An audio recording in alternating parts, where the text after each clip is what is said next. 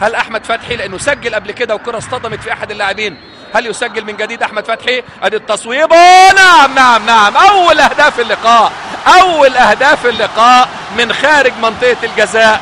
تفوق اهلاوي وكالعادة احمد فتحي، نعم، وبالتخصص يسجل رابع اهدافه هذا الموسم. سجل في الحدود، سجل في الاسماعيلي، سجل في الانتاج، واقرب وافضل انتاج هو الهدف الرابع من ضربة حرة مباشرة بعد ربع ساعة من البداية. كاد ان يصوب احمد حسن، ولكن احمد فتحي بالتخصص طلبها، تركها له احمد حسن، فكانت اول اهداف اللقاء. مش بقول لكم الكرات الثابتة هي حلالة العقد، الكرات الثابتة هي حلالة المشاكل للمدربين.